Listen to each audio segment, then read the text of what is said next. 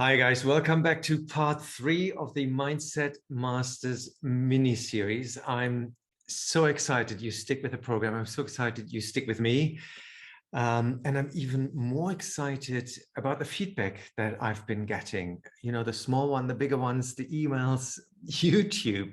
I don't think I ever had a comment on YouTube. So that's exciting for me. And also to get in touch with clients, with people I've worked with many years ago. Someone actually on YouTube commented, you helped me many years ago to work through my blockages of writing my novel. And not only is that now finished, I'm already, the first draft of the second novel is already in progress. So this is exciting. A friend of mine sent me a picture. I don't know if you saw that on my Instagram. How she's watching it on the big television screen with her kids. And that just completely blew my mind, because I so wish I would have known about this information, these tools, when I was like 16, 17, 20 even. I think I came across this for the first time when I was 21. I started diving into a lot of the energetic work. And then I started questioning, I always say, how people tick, how I tick, what makes me tick, and how others tick, and how we can change how we tick. Because I was so stuck in my own head. I was so fearful of what other people would think of me back then. I had so many, believe it or not, I continuously found myself in such depressive intervals. I mean, some very dark thoughts I was walking around with.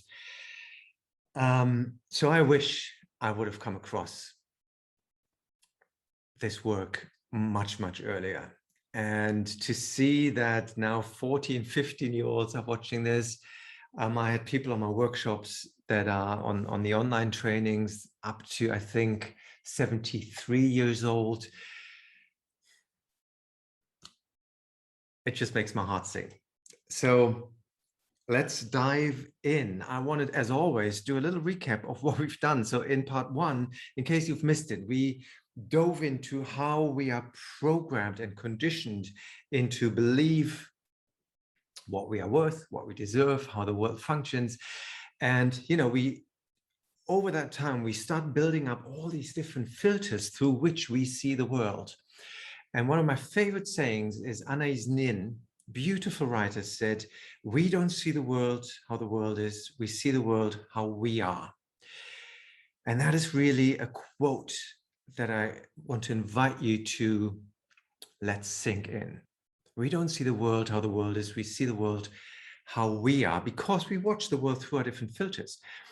And once you understand how the programming, the conditioning, the subconscious mind works, you understand that we do filter out stuff that would be incredible for us, but it doesn't fit our already existing belief system. And so we just delete it away. We distort the information, we delete the information, and we only see what we already believe. And that is just something I believe we can't hear often enough. We have to remind ourselves continuously. And one of my favorites mantras for myself is, don't believe anything you think. Just because I'm thinking it doesn't mean it's true. And if that is one thing, the only thing you take away from this mini series, then I'm sure lots of doors will open for you. And then in part 2, we went in a little bit deeper into how you can change that programming. So we dove just a few levels deeper into how that programming works. Then how we have trained ourselves to create this current reality that we're really in. We also touched on that we can see what we really believe about ourselves and what our deepest beliefs are by just noticing what's happening around us. Our world is an exact replica of our belief system. So by seeing how people react to us, by seeing the patterns that unfold continuously, as in, are we being treated in the same way over and over again? And that's probably our pattern. Do we run into the same walls over and over again, and that's our pattern? Do things continuously work easily for us, and that's our pattern as well? Then I went in and asked you five very powerful questions. And why are they so powerful, or why do I call them so powerful? Because we hardly ever take time to self-reflect. And I think we should answer these questions every week. You know, what do I want to get out of this week? What is currently holding me back? What are the biggest obstacles in my life? If I could release these obstacles, how would my life change now? And that gives you a very good idea. If you ask, what would my life be if I wouldn't have these obstacles, these blocks, these sabotages in my life? How would my life change? Will give you a clear indicator of what's possible for you. And I've seen this. I mean, I've seen things change in an instant, sometimes in a session of 15 minutes.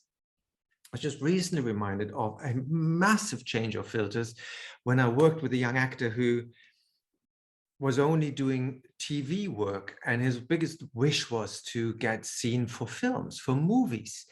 And he had these strong beliefs about, you know, not being good enough for movies, that his agency wasn't big enough for movies, that he didn't have enough experience for movies, although he played all these leads in TV series. And, you know, he was more than qualified. And then within a 15-minute session, while we were on the walk, we managed to completely change his filters, explore those beliefs that he was carrying, these beliefs he was carrying about himself, about the industry.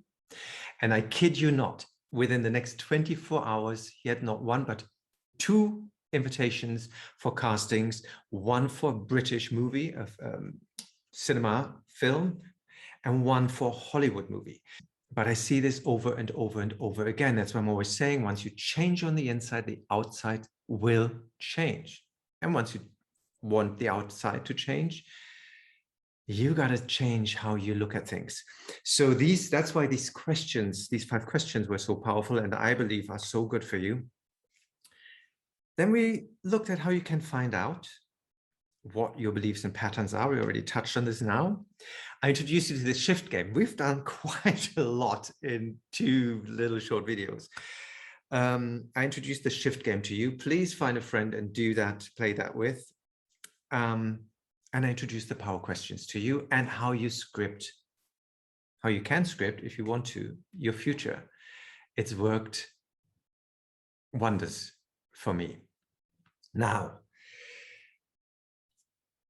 there were a few questions that have been coming up that I want to address from you. And one is, you know, because I mentioned I work with these high achievers, with these actors, singers, professional footballers, up to, you know, the best of leagues, the German national team, including. People sometimes ask, is this work going to work for me? Am I too old? Am I too young? Because I'm not a high achiever, because I'm a man, I'm a woman, I'm too old, I'm too young. And I know that this work works for everybody. Yes, my niche, my expertise, I do work with people who are working under a lot of pressure, who are usually in the public eye, who have to pull on their resources and be able to let mistakes go and recalibrate in within moments, because they've got millions of people watching them. But I've done this work with 14-year-olds. I've done this work, as I said before, in the last 6 weeks masters. I think the youngest one was a 20-year-old student. And the oldest one was in that course, a 73-year-old still practicing lawyer. In between, we had teachers, footballers, male and female, graphic designers, students, artists, actors, singers. So I've seen this work for everybody. The question is, I always say this work works if you put the work in. So it does work for everybody. And I see people, when they let go of the past and when they let go of their programming, and when they finally realize that they are in charge of what they believe and how they think, and that they can change that they can really transform into a completely different human being. I'm still in awe. And I'm in awe what changed for me. You know, I told you the story about how I felt when I was on stage, but people were writing to me, and this is after the 6 weeks masters, most of them. Dear Guido, thanks a lot for this masterclass. It's really changing my life. It's a new experience. This is one of my favorite ones. It's a new experience of synapse explosion. One I only know in a different way, like falling in love or diving completely into creativity. Why do I love this so much?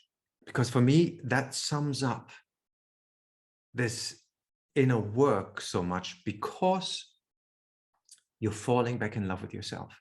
You're falling in love with your life again, because you realize life is happening for you and you're not continuously just struggling, working to deal with someone else's issues, because you come to such a place of calm and being trusting yourself again. So it's a complete new place of confidence, of trust in yourself, of trust in life.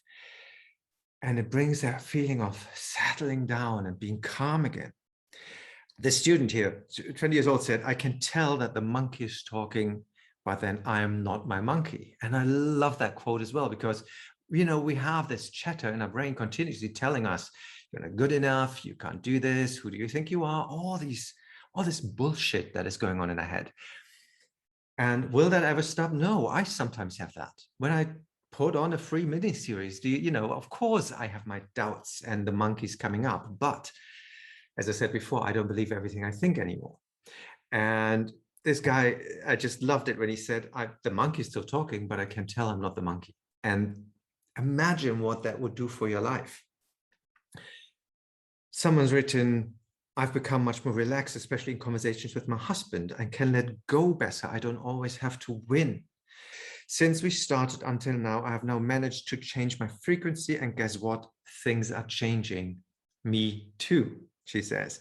I've managed to shift from a beginning depression to a stable, positive calm. I am working again and I'm attracting more work. So we actually then spoke after I received that email, and she said, you know, there's so much work coming my way and so many opportunities because the filters are open. I hardly know how to handle them in the best possible way. And someone else said, you are saving my life. I'm not kidding. I can't find the words to describe this. And this lady actually, I asked her if I could share this a couple of months ago, described how she was in a court setting and had to defend herself, and she actually let go of her lawyer, of her defendant, I think you call it.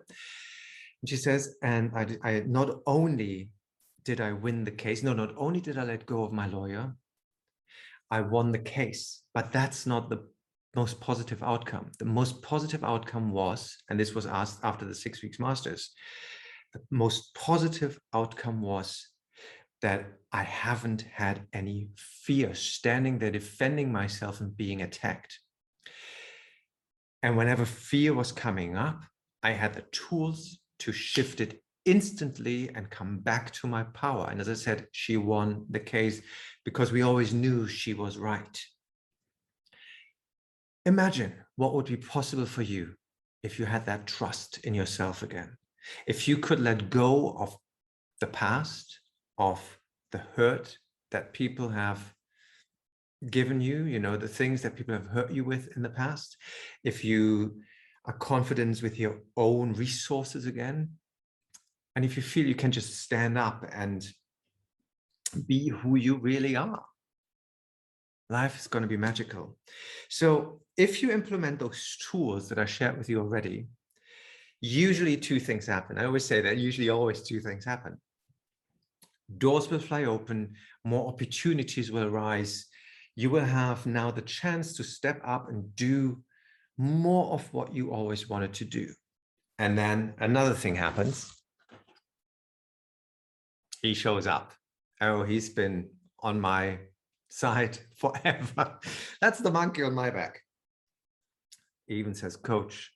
So he shows up. Now you start working through your blocks and you have opportunities, and you probably do stand up, as in start writing that book, start taken their course, start setting boundaries with your spouse or your parents. Maybe dreaming again about a new relationship, a new job, or whatever your dream is. And then the second thing that often happens is the monkey on your back shows up and tells you again, who do you think you are? What do you believe about yourself? Don't be silly. Why would anyone love you? And you know, all these old stuff, all these old things are coming up again. And they're coming up for a reason. So we can look at them and release them. And remember, when he shows up and when those sentences in your head pop up, they feel very real. That's why I always say, my gift to you is that I already know that the story that you're telling yourself isn't true. But when we're in it, the story feels very true and very real. So we need to remind ourselves, especially when we start with this work. You know, it's new. Today, I very often I know instantly, okay, this is my old fear coming up, and I can say, oh, hello, old friend, there you are again. But for the first few years, I didn't. I needed to remind myself. I had stickers on the walls of my phone to just remind me that's just a story. That's my programming. But it comes up to show us this is a belief you still have to let go of. And then you go back and use the tools that we introduced already. But very often, one thing pops up, and that is an anger, resentment towards someone that has hurt us in the past. Very often it's towards our parents. It's towards someone who has maybe abused us mentally, physically. Maybe it's something small, maybe it's something big, but very often we carry these fears and there's this anger and this resentment towards someone with us. And I mentioned this in the last video. I want to touch on forgiveness today, because for me, forgiveness is one of the most powerful tools. And that's what it is. It is a tool. But it's also one of the most important things we need to do. And forgiveness,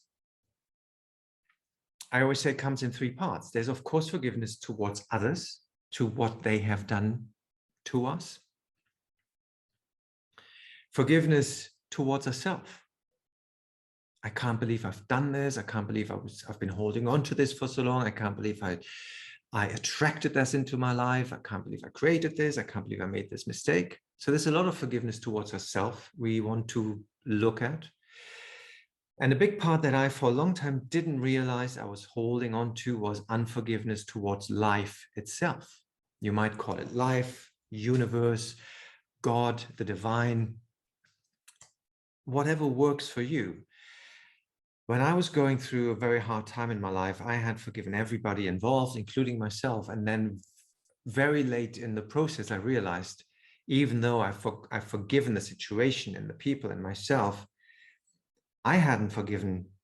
I'm not a religious person, but I hadn't forgiven God, life, or whatever force that is that created this life, this experience. And there was so much resentment that I had to go through this. And when I finally managed to even forgive that part, I could experience real freedom in my life. And here's the most important thing. Forgiveness is a tool of self-care. Forgiveness is not saying you were right and I was wrong. It's not saying you win and I lose. It's also certainly not saying I want you back in my life. Forgiveness is saying I might understand how the situation happened. I might be able to understand what made your brain, if we talk about someone else, tick the way it ticks so that you had to act that way. And even though I still condemn the act, maybe I can find a way to forgive the person. Why is this so important? When I forgive doesn't mean I agree with the act. I think it was the Dalai Lama who said, forgive the person, but not the actors. Something might have happened in the past to us. And now we are holding on to the resentment, the anger, the unforgiveness for one reason, and that is to protect ourselves. We're saying, you have hurt me so much. If I resent you and if I send you all that anger, I build up a wall so that won't happen to me again. So that won't ever happen to me again. I'm protecting myself not only from you, but from everybody who would do the same thing to me. And I close up, and very often we also think, and I'm hurting you with that feeling as well, so you get what you deserve.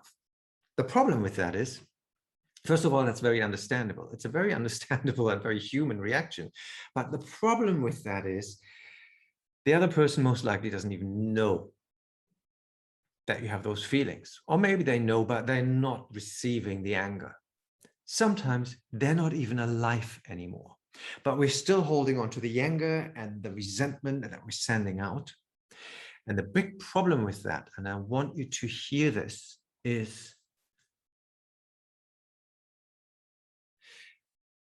by holding on to the anger and the resentment, we are holding ourselves in the very energy that we are trying to protect ourselves from. I want to say this again. By holding on to the resentment and the anger towards the other person or towards what happened, we are holding ourselves in the same energy that we're trying to protect ourselves from. That is why, for me, forgiveness is an act of self-care. It's first and foremost for me. It's a tool of healing. That is why I'm also so adamant that it doesn't mean you have to bring the other person back into your life. Not at all. It's about getting into peace with yourself. And so when you say, I'm not saying you're right and I was wrong, you win and I lose, but I might understand how you ticked. I still don't think it was right, but I forgive you and I set myself free. Take a deep breath for me, please. And out. I know this is a lot to take in, and I know that we all have some things where we go, I will never forget, I will never forgive this bastard. And believe me, I get it. I do get it. So it's about letting go and bringing those parts into healing so you can become yourself again.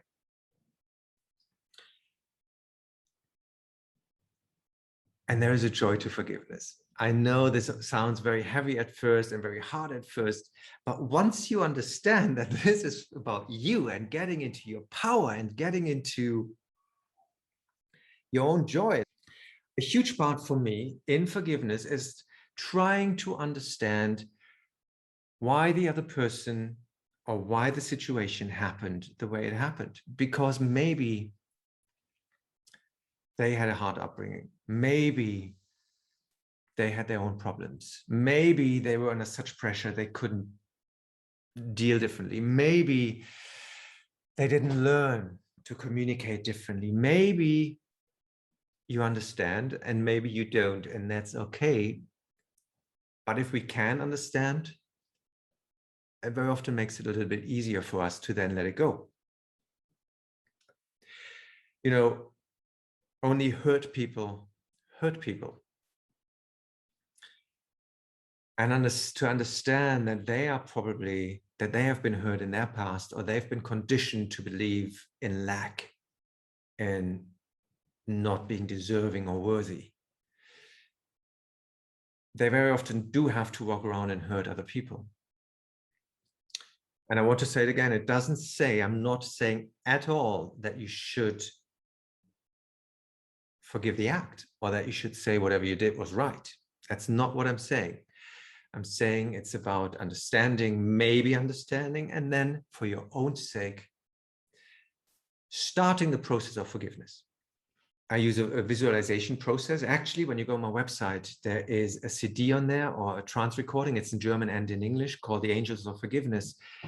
And it's a process where you see, where you meet the person. This is about someone else, where you meet the person that might have hurt you. Usually it's ex-lovers, it's parents, it's teachers. And you see them and they hand you a picture. Just sit with that and try to understand why they did what they did. Maybe they have a hard time themselves. Maybe they are caught up in their own dark thoughts. And maybe you understand and maybe you don't. Then set an intention that you energetically cut the cords, I call that, between you. And what I do is I see, you know, clairvoyants often see when we communicate connections being built between us. And these could be like very silver thread, very thin threads. These could be big rubber tubes. This could be tree trunks. And I mean, we know that we don't communicate just by words. We communicate by energy, by body language. And if somebody walks in the room and they are in a very, very dark mood, do you feel it or not? Of course you feel it. You know, there's an energy exchange before we even speak. Very often you can feel it even without seeing them, and that we want to cut. And then just by saying the words, I forgive you, I hold no resentment, no anger towards you anymore. My forgiveness for you is complete, and I am free and you are free. I've seen incredible shifts in energy in people. This is what I said before when someone did a video testimonial and said, I feel like I've let go of a 100-kilo backpack. I think it was 100 kilo or 300 pounds. I'm not sure anymore. But this is the one thing I keep hearing over and over and over and over again. People start feeling lighter. So I can't stress this enough. This is for you and not the other person. And I hope you can feel already the shift happening because you realize it's for you and it's not saying you win and I lose or you were right and I was wrong, but I'm taking my power back. That is what forgiveness really does, is I'm taking my power back. And I want to invite you to write down this little process. I don't want to guide you through that right here, because that might be just a little bit too strong. But I want you to write these points down and step by step work through them. So imagine you have someone in your life that you still, you know, hold resentment towards. Maybe it's an ex-lover that has hurt you, that has cheated or left you and you couldn't understand why. Maybe it's your parent, father, or your mother that's behaved in a way that you think you can't forgive. Maybe it's someone from the past. Maybe it's a teacher. I was holding a lot of resentment towards one of my teachers who said some very abusive things to me when I was younger, when I was about 13, 14. And that stuff is ingrained in our body. So start thinking about them, and maybe you wonder why they said what they said and why they behaved the way they behaved. Then I like to imagine a big sword just cutting energetic cords alongside my body and alongside their body. And this is always a massive, I'm going to do that part with you later on, a massive energy shifter. And then just look them in the eye and you state the intention, even though you don't feel like you can forgive right now, you're starting the process. And you can say, maybe I understand you, maybe I don't, but that's not important. I forgive you. I hold no anger, no resentment, no unforgiveness back anymore. My forgiveness for you is complete, and I am free, and you are free. Now, again, like with the past programmings, will this feel comfortable? Probably not in the beginning. Will this feel like a lie? Yes, but I've seen the shifts happening over and over again. So I'm just going to do the cutting cords with you right now. Close your eyes for me. And take a deep breath in and out. And maybe just don't bring the strongest case on just now, or maybe you do. But bring a person on that where you know you still hold anger towards or resentment towards. And they might be standing like a meter away, 2 meters away. Visualize it in a sense that you feel safe. And maybe when they stand in front of you, you already know why they've come and what you need to let go and forgive. And just see how those energetic connections, maybe they're still there. Imagine it, see it, maybe you just know it. And maybe you go, oh, that Szymanski is going completely bonkers now, completely woo-woo. That is true, of course, and it still works. And just if there were still energetic connections to that situation or that person, what would they show up like? What would they look like? And then imagine, I like using a Jedi sword, like a laser sword. Imagine that sword going alongside your body. This could also be a sort of an archangel like Archangel Michael. It could be a blade, it could be scissors, whatever feels comfortable for you. And see it gliding alongside your body and see those cords just cutting off and feel how you become lighter and lighter. And now see that blade also cutting alongside the other person and see those falling down to the ground. Now see them just dropping down to the ground and imagine a big campfire next to you.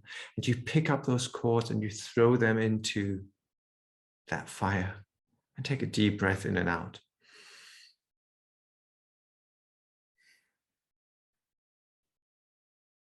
And just feel, and maybe it was easy, and maybe it takes 3, 4, 5 more rounds to do that. It does take time, often in the beginning, but I've seen massive shifts in doing so. Take another deep breath in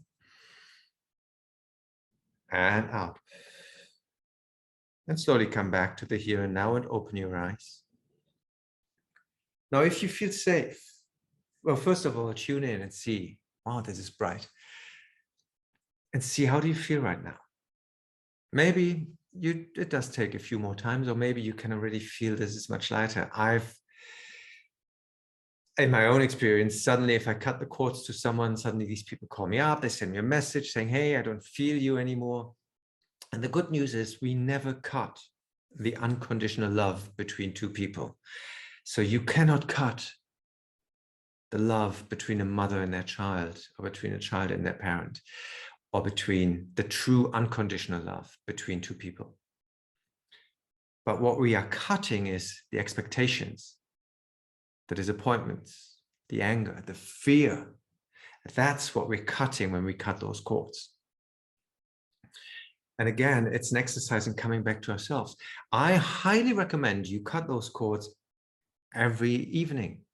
I do that before I see a client and after I see a client, because I want to be in my surroundings. I used to, when I started this work and I started working one-on-one with people, I couldn't really feel what was happening. All I knew was that in the evening, I was coming home with a headache of one client, the backache of the next client, and the depression of the third client. And when I started cutting those cords, if you are dealing with a lot of people, when I started cutting those cords, none of that happened anymore. So if you work in the health system, if you deal with a lot of people, when you're teaching or when you're still a student, cut those cords, cut yourself free. It's going to be incredible. I promise you that. And even in the last 6 weeks masters, I had someone who said, I've worked with Guido 9 years ago. I think it was 9 years ago. And that was the one exercise where suddenly everything shifted within 10 minutes till today. And he was telling this in front of everybody else. he was saying, till today, I remember that moment, and I've used this ever since. So when you're in that state and you feel safe enough, then you might want to set the intention for forgiveness, and you go into the statement of saying to the other person, I forgive you. I'm ready to forgive you. I hold no resentment, anger, unforgiveness back. My forgiveness for you is complete, and I am free, and you are free. Just to start the process. Now, this is big. I've given you so many tools and so much to think about, and I want to thank you again for sticking with me and for letting all these crazy ideas in. But I hope it has helped you as much as it helped me, my clients. And if you want to go deeper into this transformation, if you're really ready to change, I want to invite you to watch the next video. I have an offer for you to join the next 6 weeks masters. And this video is going to come out very soon, and I want you to watch it very soon because we're starting very, very soon. And it's going to be a very special offer for you. Because if you've seen already changes happening in these 3 little classes, really, but you can, I think you can get a feeling of what is happening, what's going to happen in the next one. Or if you actually do like a 6-week training with me. Please send me your comments, your questions, any feedback that you have on social media, on the YouTube channel, on Insta. This is where I am the most, on Facebook, in the groups where I'm posting this, or send me an email back. I love to hear from you, especially your aha moments, especially what's going on. Thank you for listening to me, and make sure you watch the next video if you're serious about going deeper, and if you want to let go of the stuff that you really don't need anymore. One thing that I love the most is when people, and this is something that happens continuously now, write to me, my surroundings are telling me now that I have changed so much, and it's just so good to hear. Do your homework, put these exercises, these tools into practice. They're not hard, you just have to do them. And I want to close with one thing that someone's written to me. At the beginning, I was afraid that I might become helpless again when the masterclass ends, but that fear has gone. It has already changed me so much. And when it ends, it will definitely go on and work with my new tool. I will definitely go on and work with my new tools. I will get a better life and feel happy. And this is what will happen when you put these tools into practice again and again. Build your rituals, because the change is intrinsic. Change does happen like this. You build up, you feel better, and then something happens.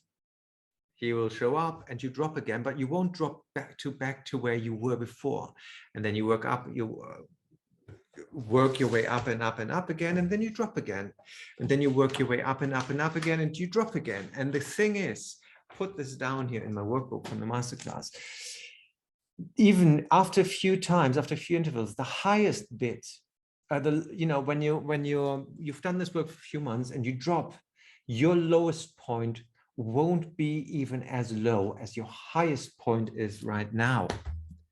And that I've seen this over and over again. So let me know what you think. Forgive and let go.